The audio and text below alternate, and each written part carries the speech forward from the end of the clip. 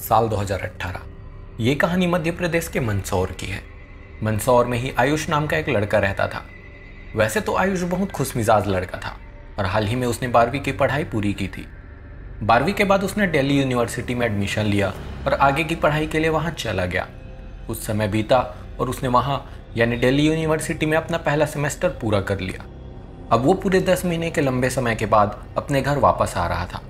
दरअसल आयुष की बुआ भी दिल्ली में ही रहती थी और उनकी बॉन्डिंग इतनी अच्छी थी कि वो आयुष को अक्सर छुट्टियां बिताने के लिए बुलाते ही रहती थी। लेकिन अब आखिरकार आयुष पूरे 10 महीनों के बाद कुछ दिनों के लिए अपने गांव, अपने घर मंदसौर वापस आ रहा था। पूरे 10 महीने के बाद गांव आकर वो एंजॉय कर रहा था। 2-3 दिनों बाद गांव में ही वो अपने रिश्तेदार से मिलने गया। वहां पहुंचने के बाद एक दिन वो अपने चचेरे भाइयों के साथ क्रिकेट खेल रहा था। क्रिकेट खेलते खेलते ही उसे अपने पुराने दिन याद आने लगे, जब वो अपने दोस्तों के साथ खेला करता था। इसी बीच अचानक उसे अपने बचपन के एक दोस्त की याद आई, जो उसके रिश्तेदार के घर के पास में ही रहता था। उस दोस्त का नाम था लोकेश। इस लोकेश के साथ वो अक्सर क्रिकेट खेला करता था और घूमा करता था। इसके बाद तुरंत उसने अपना फ़ोन निकाला और अपने उस दोस्त लोकेश को कॉल किया, लेकिन उधर से जवाब आया, The subscriber is currently switched off. Please try after some time. उसी रात को आयुष अपने घर के बाहर किसी से बात कर रहा था और जोर जोर से हंस रहा था। उसकी माँ को लगा कि आयुष का कोई दोस्त आया होगा और वो उसी से बात कर रहा होगा, इसलिए उसकी माँ ने उसे परेशान नहीं किया। 15-20 मिनट बाद आयुष घर के अंदर आया। तब उसकी माँ ने उससे पूछा कि कौन आया था। इस पर आयुष ने बताया कि उसके बचपन का दोस्त लोकेश आया था और वो उसी से बात कर रहा था। ये सुनते ही आयुष की माँ का चेहरा सफ़ेद पड़ गया।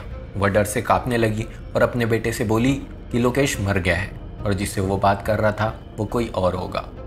आयुष अपनी माँ की बात सुनकर बिल्कुल सन्न रह गया, लेकिन लोकेश आयुष के बचपन का दोस्त था। वो उसे बचपन से जानता था, इसलिए उसे ये बात तो बिल्कुल कंफर्म था कि जिससे वो बात कर रहा था वो लोकेश ही था। उसे बिल्कुल भी समझ नहीं आ रहा था कि वहाँ क्या हो रहा है।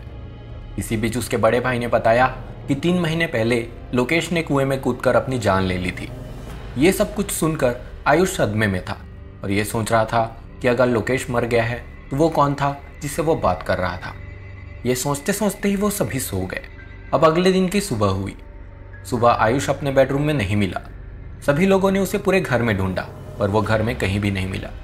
तुरंत घर वालों ने उस हर एक जगह उसके बारे में पता किया जहाँ भी वह जा सकता था, लेकिन कहीं से भी उसके बारे में कुछ भी पता नहीं चला। इसके बाद उन्होंने पुलिस को इसकी जानकारी दी। पुलिस ने तुरंत आकर अपनी छानबीन शुरू की। जब पुलिस ने सीसीटीवी कैमरे को ट्रैक किया तो उन्हें पता चला कि आयुष किसी ऐसे शख्स से बात कर रहा था जो असल में दिखाई नहीं दे रहा था।